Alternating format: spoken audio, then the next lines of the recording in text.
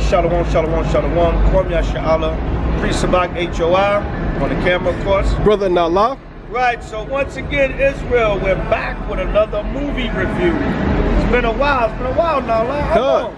About a year and a half. Y'all know the so-called pandemic, everything kind of been shut down. And you know Israel, the way we do our movie reviews, we like to go to the theater and we like to break it down as soon as we come out of the movie. So it's fresh in our mind, and you know, one of the dynamics to us always doing.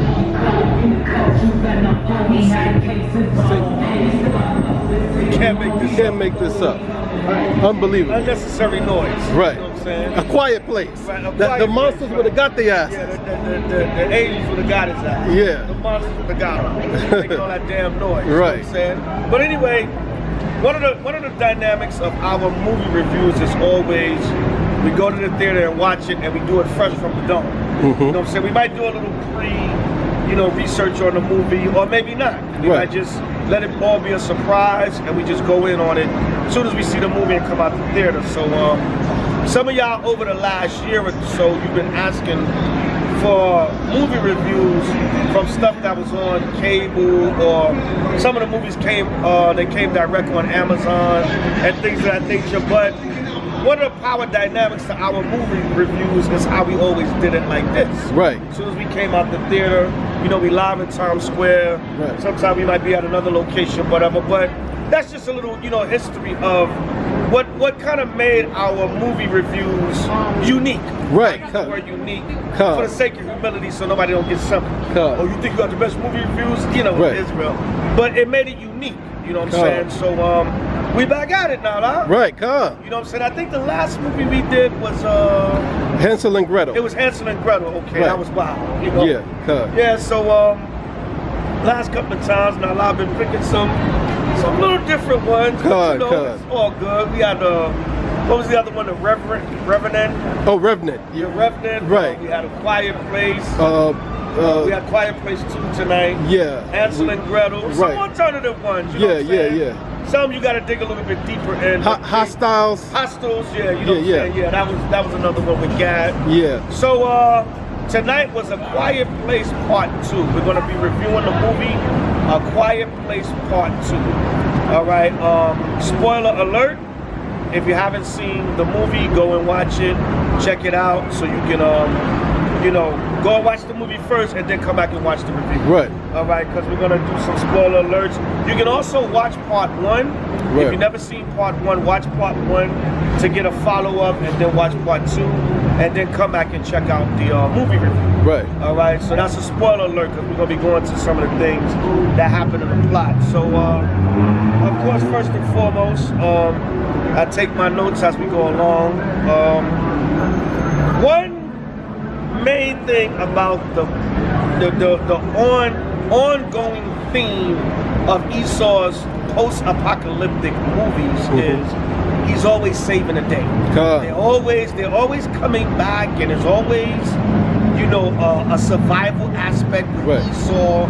So in this particular movie, it's the apocalypse, of course. Right. And remember, in when y'all watch The Quiet Place Part 2, the first couple of minutes of it shows you what happened in Part 1 and how it got to be a post-apocalyptic world. Right. Now remember, in that first scene, John Krasinski, that's his name. That's how you say his name. I'm gonna get into him a little bit too. Right. The director, he co-wrote, directed, and also starred in the film. All right. John Krasinski. Yeah, that's his name, Krasinski. All right, so, but John Krasinski goes into the store. This is before whatever attack hit America. Right. I'm going to show you how Esau is a liar and a damn devil, and don't want to admit that biblical prophecy is true.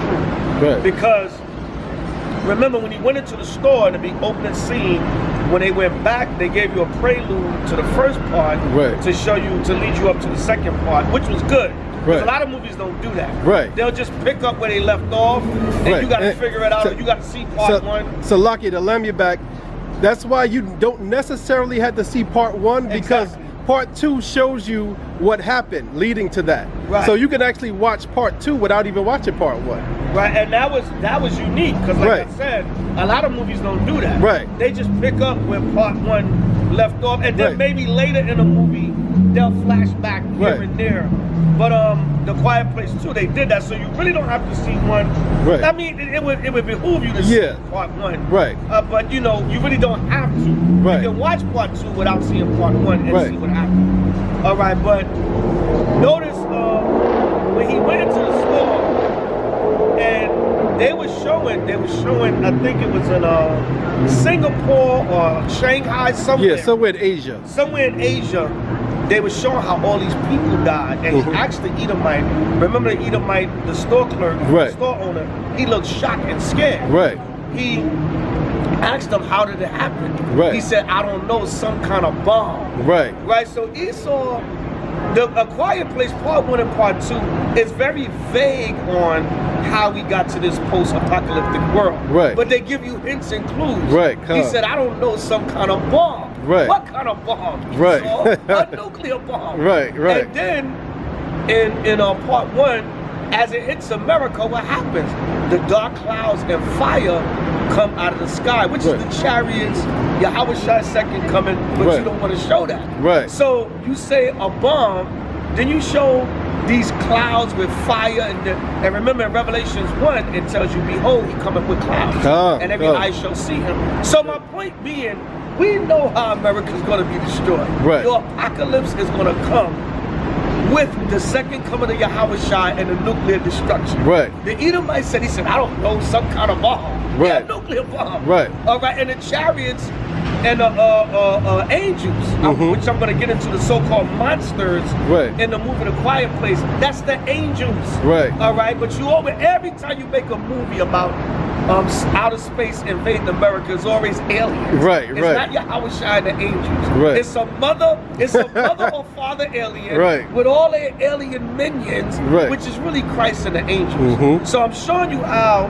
they give you a vague way on how America and the earth was destroyed, and it became this post-apocalyptic world, which there is no post-apocalyptic world. When Yahweh Shai come, it's a wrap. Right. Esau think he's going to survive. Right, they think they're going to survive, but no, right? Their inward thought, Psalms, is that their houses shall continue forever. Right. I don't want to jump the gun because I'm going to get to that again in the future comment. Right. But my point, I say all that to say, Esau, you know, they give the little clues, but you got to figure it out. That's the kind of games Hollywood play, because they know the scriptures. They know it's going to be the nuclear bombs, and it's going to be Yahweh Shai and the angels returning. All right, so that dynamic was in there, you know, to open up the movie and to open up the plot and the theme of everything. Is you know, destruction has happened, it's post-apocalyptic, and now Esau, which leads to the next point, the Abbott family. The Abbott family. They're this, when you, I did a little reading on the plot of the movie, and I watched a couple of trailers, but when you check out the plot of the Abbott family in the movie, is that they are this family that outwitted the monsters or angels and survived for what was it, 474 days? Yeah, it was. Yeah, when part 2 starts, it's 474 days. It starts out with the day 1, showing you when John Krasinski was still in part 1 and how everything started. All right, but it's 474 days, which basically is about a year and a half. A little less than a year and a half. But what they're trying to say is this is always Esau's spirit, that his pride. An average Edomite family is able to outsmart and outwit the angels and survive. First of all, the angels are not going to be blind, goddamn. You have the angels blind in the movie. They can hear, but they can't see. The angels of the Lord are not going to be blind. Now, when you check out the plot of the movie, the monsters are known as death angels. All right, the monsters are called death angels. They're That goes with Sirach 39:28. There be spirits that are created for vengeance. Right. All right, death angels. So now these monsters, aliens, whatever, but you call them death angels. Right. Right, but this Abbott family Esau is so smart he can outwit the angels and survive an apocalypse for a year and a half. Right. See that? You see that pride? Right. Now, the co-writer, director, and star of the movie, John Krasinski. All right, John Krasinski, which the wife is Emily Blunt. That's the actress Emily Blunt, which they're actually married in real life. They're actually a real married couple. But John Krasinski, first of all, he's Polish. Right. He's probably a so-called Polish Jew. Right. All right. His father's Polish, his mother's Irish. Right. But he's probably a so-called Polish Jew. Right. Poland has a lot of so-called Jews, Krasinski and all those names. But he's from New England. So you already know he's from Boston. Yeah, you already know how they get down. You already know how they get down. Right. So in his white supremacist mind, the angels can come and invade the earth. Right. But the Edomite white family is smart enough to outwit them and survive. That goes back to their inward thought is that their houses shall continue forever. No matter what. Remember, Esau makes thousands of apocalyptic or post-apocalyptic movies, and they always, in some way, somehow, they're going to outsmart the angels, and they're going to survive. But they keep cheating death. They keep cheating death. But I looked up that Edomite, of course, he has that. He comes from that white supremacist New England. He's from. He was born and grew up in Boston, but he went to school in Rhode Island. He went to school in Connecticut, all that New England, New England. You got a whole Vermont, Maine, that whole New England, and you know, right? We didn't land on Plymouth Rock. Plymouth Rock, them some special Edomites up there. Yeah, them some special, different kind of. And anybody from Boston will tell you how them crackers are up there. Right. Or New England, period, man. You know what I'm saying? So when you check it out, he's gonna bring his white supremacist mind into Hollywood. Because he figured, listen, they know the angels are black. They know that they're men. I mean, the most I can have an angel appear however he wants to, but for the most part, when you read Ezekiel and certain scriptures, it describes the angels as black men. All right, so they make them into these monsters, but why would you call these monsters death angels? It's almost as if to say that the Most High's angels are monsters, but they are monsters to Esau, because they're going to terrorize the hell out of them when they make their second coming. You understand? But they throw that dynamic in there to show no matter what, how the white family, the Abbott family, this New England white supremacist family. Of course, he'll say he's not racist, to be politically correct, but that's Esau's mind frame. No matter what, we can even outwit and survive the angels of God.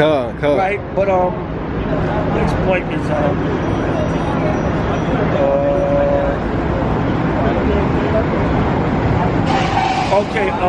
in the movie, right? If you notice, there's really no Jake in it. You know what I'm saying? In part one, there was a Jake. He played a cop.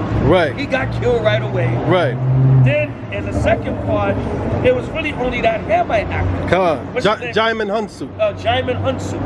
Right? You know what I'm saying? And they had like this place, what I call like, not only the Esau or the white family survived, but they went and they had like this place where people was able to survive, and the monsters couldn't find them. Because they were on the island and these alien monsters can't swim. So they managed to, they figured out that the alien monsters couldn't swim, so everybody that could get to a boat got to a boat and got to this island where they can speak because the aliens can't swim. Like Negroes can't swim. Which is like Negroes can't swim. Let you know the aliens or death angels are black. Again, you know what I'm saying? But notice he was the only black man there, really, with his son. And I think there was a clip, there was a scene where I think they kind of showed up Jake in the background, like a shadow of a Jake, a real quick clip, and then they showed his son, but of course his son would be Hamite. So it's still going into Esau and Ham together. You know what I'm saying? Yeah, Esau and Ham together. It's still going into that dynamic, man. Jake is not in the picture. Jake don't survive. He don't. And of course, check it out. Like we always say, Ham is the new Jake. So even we always quote, even on the old like Jehovah's Witness pamphlets, when you see the new kingdom, right, you will see a black man in Africa that's sneaky, but you won't see an American looking Negro Jake. Because even in this new survival world, they just don't want Jake. They don't want Jake there. Right. But then when you check it out, even he dies. Right. Right. Even Jaman Hunsu. Yeah. Even he dies. And I guess it may be a part 3. Right. Maybe his little Hamite seed will survive. Right. But in real life, he's a Hamite. Right. You understand? When you check it out, there was not. I had it. There was not shit out. There was not many Jakes. Right. There was really no Jake. No presence. No presence of Jake at all. So even Esau, going back to that same dynamic, he wants this world without Negroes. And without the American black Negro or any other children. So Lucky, to let me back us up, you said earlier, they make sure, it's a Hollywood trope, it's been for years, that the black dude, the cop, got killed first. He got murdered first. In a gruesome way. He pointed the gun, Jake pointed the gun, and the alien snatched him up and just destroyed him quick work. And you know, it's been broke down. The reason why they killed the black dude first is because Esau, these movies are made for Esau's enjoyment, and they have no emotional attachment to a black person dying. So that's why they use them as a sacrifice. You know, in the horror movies, they say the black people always die first because Esau has no emotional attachment. So when they die, they just want to show they use the Jake always as a sacrifice to show the power of the villain. Without sacrificing an Edomite main character. So Jake is always the blood sacrifice in order to pump up the power of the villain, whoever the villain is. And right here, now this is interesting, right? I'm gonna show this. Here's a lineup of the cast. All right, there's John Krasinski there, his wife Emily Blunt. There's this guy, what's his name? Cillian Murphy. So here's the lineup now. There's Ham. Jaman Hunsu. Now this guy is a Hamite also. He played the cop. Look at him. He's got a Hamite name also. But if you look, you would think he's a Jake. He's a Jake. He's playing an American cop. He's playing a black American cop. So they even Ham is the new Judah, even with the damn cop. When he's supposed to be a black American, is a Hamite actor. Now this guy, notice he has no title of what he played. He was just, that's the dude in the background. That's the dude in the background. He has no title. What's his name? Brian Tyree Henry. He has no title. Notice here it says policeman. And I forgot what title. What is that? Man on Island. Man on Island and policeman. But Jake Judah has no title at all. All right. He was just some nigga in the background. Some imaginary nigga that John Krasinski, look, the rest of the cast is white. Everybody else is Edomite. Look, there you go. Check it out. Everybody else is Edomite. Now, you know, John Krasinski, he probably just did that to be. You gotta we can't have everybody be white. Let's throw some token black characters. This brother Brian Tyree Henry. He don't even have a title. I'm gonna look up in the credits and see what his title was. And I guarantee it's probably gonna say random black. That dude. Random man in background. He ran when the alien came. Random man in the background. You know what I'm saying? So showing you once again that white supremacy and, like you said, sacrifice Jake. But even the Jake sacrifice was a Hamite. So even if you notice, we always bring this out. Even the bad parts is being played by Ham. Ham taking over. Hollywood. Ham is even the first sacrificial Negro. God damn. But that's how much Esau would just replace Judah in every sense of the word. Every sense of the word. It's a spiritual thing. You don't want the chosen people. There was we saw the preview for the Aretha Franklin movie, which was played by Jennifer Hudson. Now Aretha Franklin supposedly she requested that Jennifer Hudson she did. She dies. Now the word has it that there was a TV movie made. Where they had a Hamite play Aretha Franklin. And even Brother Tariq was bringing that out. What was the if you got a major motion picture? Why undercut the movie? Undercut the movie and make, because why? Ham is the new Judah. But they couldn't deny Jennifer Hudson because Aretha Franklin is on tape, on video, saying they asked her who she wanted to play her. She said Jennifer Hudson. So they couldn't deny her because it was a request that they can't deny because she said it on video. But we're gonna make our version of it anyway. We're gonna make the Ham is the New Judah version. And listen, not for nothing, not for nothing, but anyway, not for nothing, but no Hamite woman can capture the spirit of Aretha. No, hell no. Judite woman to do that. She's very Judah. At least Aretha was very Judah. That's why she requested, you know, maybe Aretha didn't look that deep into it. But she said, look, this young sister. That's going to come first in your mind. Somebody you can connect to. You're not going to pick no foreigner to play you. Yeah. This young sister can relate to me. I want her to play me in a movie. She reminds me of a younger version of me. So just, once again, it's just anything to replace Judah with Ham or any goddamn body. You know what I'm saying? So when you check it out, they on a mission to just replace. They want to erase. You know what I'm saying? The erase Judah from the earth. Like it tell you in Psalms 83, come, let us cut them off as a people, that the name of Israel may be no more in remembrance. They want to just wipe you out and eradicate you. All right. So, what else I'm going into? So Lucky, to let me back off that, when the African woman is playing Aretha Franklin, they still get a Judite woman to do the overdubs, to do the vocals. So you can't, you don't got that spirit, you know? You can't get around that spirit. You know what I'm saying? You can't get around that spirit. So, all right, so another part, notice something, what was his name? The Murphy? Cillian Murphy. Cillian Murphy. He made a statement, and remember he told the daughter and the mother, he said, listen, the people that are left over are not worth saving. That was them scavengers. Remember when they went to the boats? And them Edomite scavengers came and looked like they was about to cannibalize them. I raped them and didn't eat them or something like that. But that goes into how it's going to be in these last days. The quality of people is going to be so disgusting and degenerate that the Most High is only coming back to say 1/3 of Israel. It's going to be fulfillment of the scripture 1 John 5 and I believe it's 19. We know that we are of Yahweh and the whole world lieth in wickedness. He was like, look, the people that are left over, they're not worth saving. They're a bunch of degenerates and filth. But when you check it out, everything with Esau goes back to we have to save, we have to survive anything. No matter what happens, they believe they're going to survive any apocalypse, any destruction, anything that the Most High bring down upon them, and it's not going to happen. So, Esau.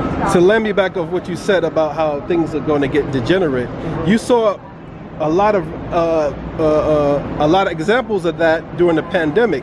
To take one off the top of my head, this actually happened in South Africa. And you know, South Africa has the caste system. They have the whites, they have the brown people. They actually have a brown system, and then they have the blacks. So this brown person, a lot of the brown people from everywhere. Some of them are from India. They're from these brown countries. Some of them are Arabic, and they go to South Africa, and they get in the in-between brown system. They were in a supermarket. This is the pandemic. And this woman was hoarding toilet paper. This woman had a whole pile of toilet paper. And this dark-skinned Hamite South African woman, she says, all I want is one. And I guess the woman might have been East Indian South African. She goes, no, she was fighting the woman, telling them, she says, give me one. She had the 6-pack of the toilet paper. And the woman was like, no, you're not getting none. She could have spared one. How is she hoarding all the toilet paper? The lady said, I just want one. So that goes to show you how this pandemic gave you a preview of how people could be low life and degenerate and have no respect of she had at least 8 of the 6 rolls of 6 toilet paper, and the lady said there was no more on the shelf. And the lady said, that's not fair, I just want one, give me one of them packs. And she tell her no. Well, that actually happened here, where an Edomite, excuse y'all, where an Edomite woman actually, I catch a case right Yeah, I know. Yeah. I know. Doing a movie review. You know what I'm saying? Some people have to chill. But anyway, degenerates. Degenerates, you know right. They just spoke it up. Right, you know what I'm saying? People are so happy to get out so of much the pandemic. To walk behind. They just have no respect. But anyway, back to the fact of the matter.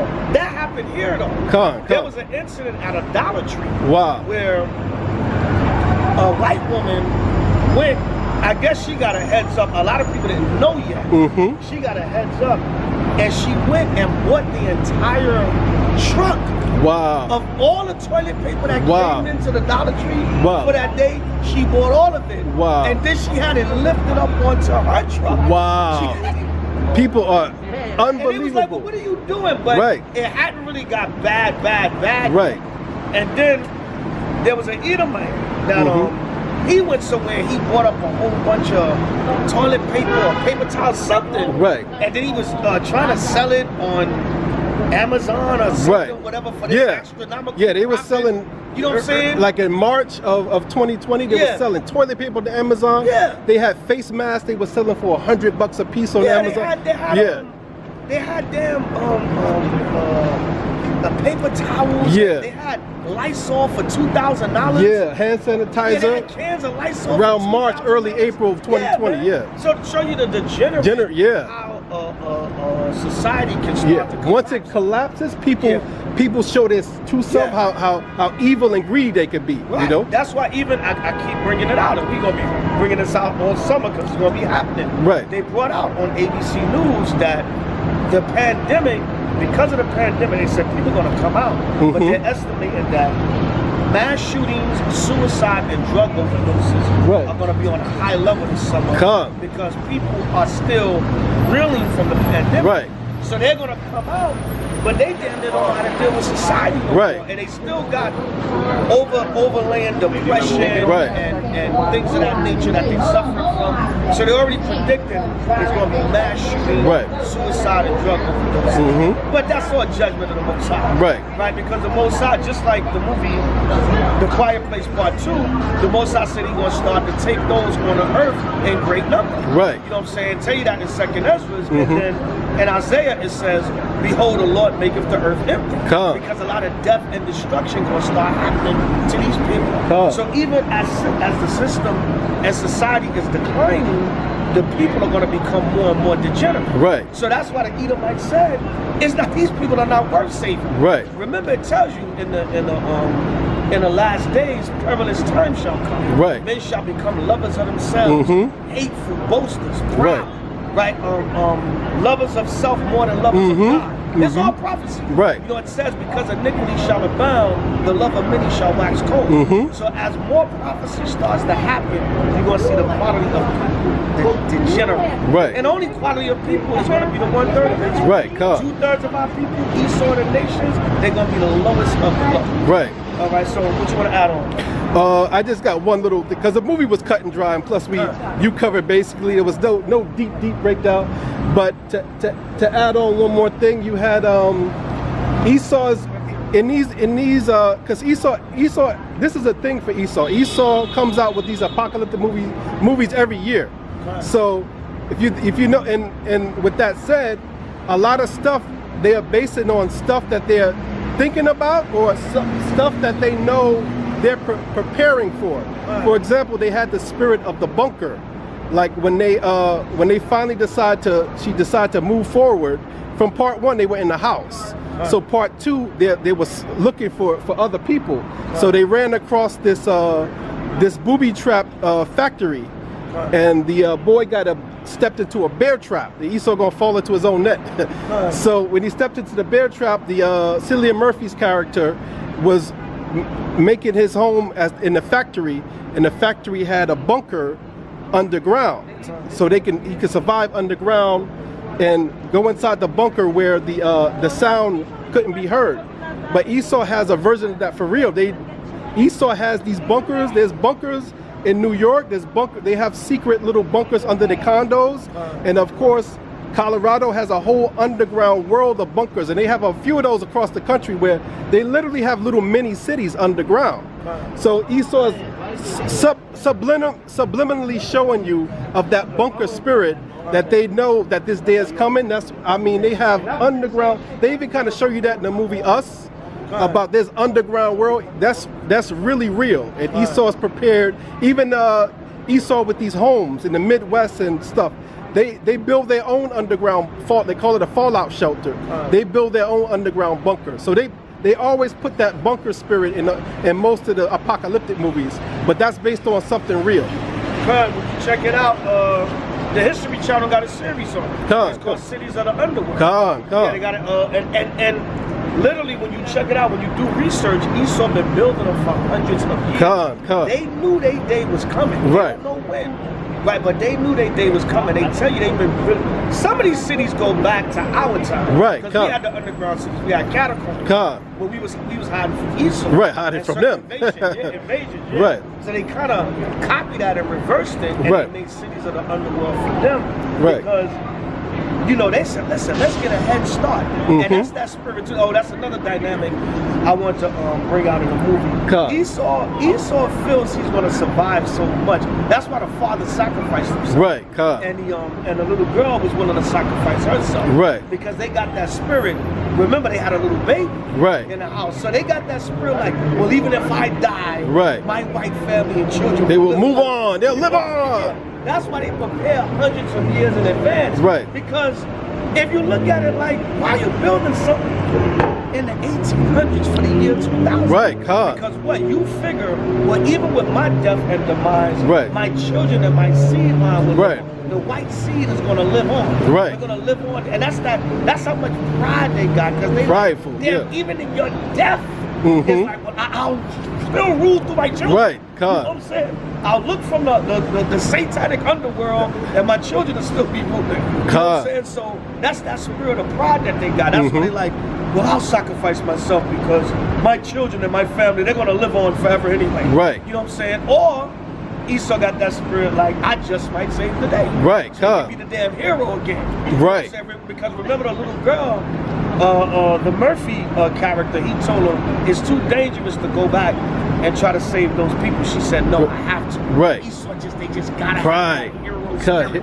Right. No matter what, even if the odds are all stacked against him. Right. I gotta do it because I'm the savior of the world. Right. And that's really taken away from Yahushua. Right, right. They're trying to reflect Yahushua as heathens, you know? They try to embody, they try to be the embodiment of the spirit of Yahushua. Right. Through heathens, a little white girl. Right. Or some Indian dude, or some, what was it, Independence Day, some drunk Edomite man. Yeah. Like, and I'm gonna be the savior. I'm back. Right, so they try to embody that spirit of Yahushua to anybody. Right. You know, I'm gonna be the living spirit of Jesus Christ. Right. You know what I'm saying? Anything but a big, huge Jake coming from the fourth dimension. You know what I'm saying? So that dynamic was in there also. Right. But I guess as we go along, more stuff will come out. Yeah. And one more thing, their beginning will be their end, because Esau came from the caves, and he's trying to go back to the caves. Right. In these bunkers. Right. Right. And when you check it out, but yeah, back to that book. The Amish lady too. The Amish are out here. Yeah. Jebediah. When you check it out too. Right. It tell you in Isaiah 2:19. Right. Because not only do they have bunkers underground, you know, they got the mountains and stuff. Right. They're gonna try to go up into. Oh, absolutely. Yeah. The Most High. Right. All right. They tell you the Denver airport. Right. The Denver airport is nothing but a concentration camp / bunker. Right. Right, because all the changes and different stuff. And we look on the murals and everything of the Denver airport. They kind of show you martial law. Right. They got on gas masks and all that. Right, and then telling on themselves. So, Lakia, the reason why they chose Denver for specifically is because it's a mile high. Right. So the altitude is a mile above sea level. Right. So when nuclear fallout happened, the air is going to be cleaner up there. Right. So that's why they selected that specifically. Right. It's on a higher plateau. Right. Yeah, you know, and with that bunker spirit, like you said, when you check it out, they was like in a bunker within a bunker. Right. Because remember, they went into the first metal tube thing. Right. And that was like a bunker. And then they went into the deeper level of the cave. Deeper level of the cave and right. the bunker. Right. So that was like the bunker of the bunker. Right. And when you check it out, like I said, they've been building underground cities and stuff for hundreds of years. But that bunker spirit got heavy after 9/11. Right. A lot of people don't know that. After 9/11, they said there was a company that came out and they were building like these 3-month temporary bunkers that you were supposed to be able to survive in for 3 months. Right. All right, you can, and a lot of Edomites were getting them built under their homes, on their property. You know what I'm saying? That was very big after 9/11. Right. And it also got real big in 2010. Right. Because remember the whole 2012 hot hysteria that the world was going to end in 2012. So I did some research back then, and starting in 2009 and 2010, they said bunker sales were going up by the hundreds, thousands, millions. They said people were spending, especially rich people, they were spending up to $1 million to build bunkers on their property. Right. And of course, nothing happened in 2012, but they don't know that. If you look at the spirit behind that, it's about preservation. The bunker will preserve you. Another thing Esau likes to do, it's a lesser form of a bunker, but it's still a form of protection and preservation. Esau likes to, in their condos, in their homes, if you're a wealthy Edomite with some means, they like to have in their house what's known as a panic room. It's a room that looks, you would not know where it is. It's built in the wall, but you wouldn't, unless they showed it to you. It could be a panel. They'll pull it back and they'll go inside of it, and they can lock themselves in from behind.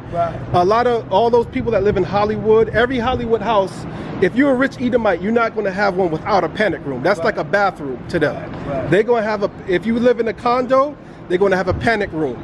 If somebody busts in your house because you're rich and you have stuff of value, which that happens all the time in LA, Hollywood. They always get home invasions out there because it's not, their houses be so big that they be holes in there, and even with security, they find their way to get up in there. It happens all the time today. It happened to Kendall Jenner recently. She had some Edomite come up in there. He was in her pool swimming butt naked. You know? So situations like, because there's so many ways to get around the security to get in their house. So they go inside. If something happens, they get scream and go in their room. They have a phone in there. Somebody's in my house, but they'll be in a panic room. They can't get to them because they're locked from the inside. And they have that. All these condos have that. But remember, they made Jodie Foster made a movie called Panic Room. So Esau is always trying to preserve himself. He like Jake. In Jake's 2/3 mind, Jake want to do the opposite. Jake want to smoke Newports. Jake want to shoot at each other. Jake want to, I'm going to body that nigga. Jake is trying to off himself, where Esau wants to last, but Jake just don't have no, spiritually, Jake is in his hell. So Jake don't care to exit this kingdom. You don't have nothing here. This is Esau's everything. So they don't want to die for nothing. That's why Rockefeller had 100 heart transplants. They want to preserve, preserve, preserve. So that's the overwhelming theme of what goes into these survival things. Esau want to preserve himself. And they would spend millions of dollars in Hollywood to live out that fantasy. And to say, look, I'm gonna put it on screen and make it a reality in my mind, and it might happen. You know So that's Esau, like you said, Esau is everything is preservation. Because like I said, with the Quiet Place 2, it's like layers of survival. It's like the father died. He sacrificed himself. And then it's the mother, the 2 children, and the baby. Okay, now the daughter will sacrifice herself. But it's still the son and the mother and the baby. Now the mother will sacrifice herself. But it's the son and the baby. It's that layers of survival. So Esau's like, no matter what, we're going to survive. And then when you look at it at the end, that's what happened. Not to give the end away, but the end of the movie, they both took out the aliens at the same time. So, that's another thing too. When the scriptures tell you, when the Most High give us that power, no weapon that is formed against you shall prosper. That's talking about men. Imagine the angels. Now they said they could weaken the angels through sound. It almost was like Esau's siren. Like that annoying damn sound in your ear. Like when you get pulled over by the police or the siren go off. That feedback. Is that damn sound? I think shock niggas into submission. Yeah, So basically, they was trying to say with this sound, they can weaken the angels. Right. And then the angels are vulnerable where they can shoot them and kill them. Right. That reminds me of the movie Predator. When they said if it bleeds, we can kill it. Right. You cannot kill the angel. No, you're not going to shoot the angel. And Esau played himself because the monsters are known as death angels. Right, so you're not going to kill the angels of the Most High. Right. If the Most High said, no weapon that is formed, Isaiah 54, no weapon that is formed against his servants. Right. When he give us the power, if it be his will, no weapon that is formed shall prosper. Right. How is the weapons going to prosper against the angels of God? Right? You know what I'm saying? And that's going to be that beauty, because even the Lord going to show that I'm so powerful, I can give human beings on the earth power to withstand Esau. Right. Because Esau, that's another, how can we forget that? That's another underlying theme of Esau's survival movies, his conventional weapons. You always think, damn it, if when the Most High said, that's why whoever said Esau is not the white man, bugged out of their damn. When Genesis 27:40 said, by the sword he should live, if that's not Esau, who the hell? Even in his movies, even in this movie, a regular shotgun was able to defeat the angel. No. But if you think for a second that Esau is not the so-called white man, you're not putting all the clues together. You're not putting all the breadcrumbs together. You're not putting the puzzle together. Because Esau always believed his conventional weapons, his sword, can always save the day. If that's not the so-called white man doing it, and you know, I can basically end it with that, because in the end of the movie, both of the Edomite women kill the aliens, the death angels, which symbolizes the angels of the Most High. So we going to kill off the angels of the Lord, and we're going to survive forever and ever with our conventional weapons. But you could not kill off the angels of the Most High with a damn shotgun or any weapon. But just goes to show you Esau, his inward thought is that his house will continue forever. By Shema Mashiach. By Shema Mashiach, Yahweh. A Quiet Place 2. Quiet Place 2. All right, so anything else, Nala? One real quick point. Bring it out. Also, Esau, you saw an example of that preservationist spirit within the race when the whole Meghan Markle and Prince Harry thing, that Oprah Winfrey interview with them Edomites in England and even Edomites here went crazy because Prince Harry admitted that there's racism in the royal family, and he even low-key tried to say, yo, they murdered my mother. So they value their seed line so far that Princess Diana was already divorced from Charles. So why should they even care? But they still like, nah, you're still too close. You're still the mother of the future King of England. And no, you cannot, his brother cannot be brown. You know what I'm saying? So when Meghan Markle went through, they was trying to make her suicidal and try to kill herself. You know, to keep it short, you go an hour about that alone, but to keep it short, Esau will take it that far to preserve that line, where even though they got plenty of white family members that child will never touch the throne. Esau still don't care. You don't want that blood even mingling in the family, and don't want to give any other new family members ideas that we good with doing that. So that's that preservation. She would not. They would not let her have that Dodi Fayed. Because they call it Arab sand niggas. Right. They call them sand niggas. They're non-white. Remember the movie Siege, The Siege? Remember when Denzel's partner was an Arab? But he was an FBI agent. And then remember when they martial law, concentration camps. When they went and they rounded up all the young Arabs in Brooklyn, they rounded his son up. He was an FBI agent, but they rounded his son up also. And he went into the concentration camps looking for his son. And then Denzel said, no, calm down. We're gonna find him. And he said, no. He said, listen, I'm not leaving here until I find my son. I'm not leaving this place till I find my son. And he took his badge. He took his badge and he threw his badge to Denzel. And he said, here, take it. He said, tell him I'm not they sand nigga anymore. So they look at the Arabs as sand niggas. when they killed Diana, which they show you they killed Diana in the movie 2012. Right, They alluded to it in the movie 2012. Right. And that's like an open secret. Right. You know what I'm saying? Everybody kind of know that already. Right. But the point being, they showed you that, but they said we refuse to have you pregnant. Right. This sad nigga's baby. Right. Would not see that royal, so-called royal line of England, Europe. They don't play that. No, not at all. They go back. A lot of people don't know the so-called royal families. They go back to Nazi Germany. Right. All right. They come out of Nazi Germany. Right. Right. But you know, that's a whole other hour we can go into that. Right. But they don't play that with that Edomite, that strict racist Edomite bloodline. Right. That's why I was saying the director, going back to A Quiet Place 2, the director of this movie, John Krasinski, he's got that background also. Right. He also went to school in England. Right. All right. And his wife, Emily Blunt, she's from England. Right. Right, so, and don't tell me the UK is not just as racist as America. Right. They even worse what they suppose. They call themselves the royal family. That's why Sharon Osbourne got fired of that show. She was telling that I forgot the name of that comedian. Don't you ever? She was waving it because she was like, she was siding with Piers Morgan because they mad about that. The England people they don't really want that black woman represent because she's a representative to them. So they're like, no, that ain't our people. And then Meghan Markle.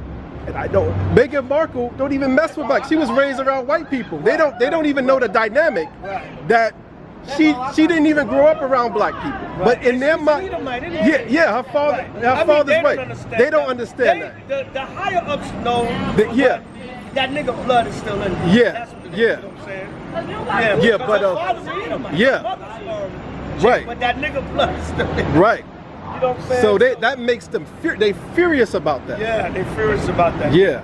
That Sharon Osbourne, who was that sister? Her name is Sharon. Yes. I can't. I'm having a brain freeze. That is that mammy spirit. Yeah. That's that mammy on that show. Right. Cheryl something.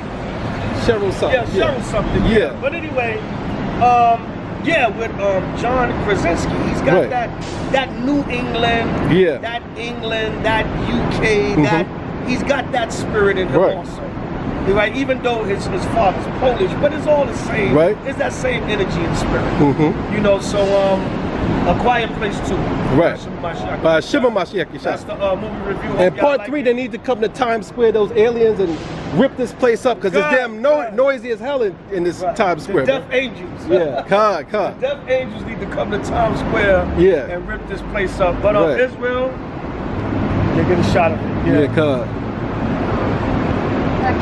Noisy Times Square. Usher team up excellence. Yeah, exactly. Right, but anyway, that's in Israel.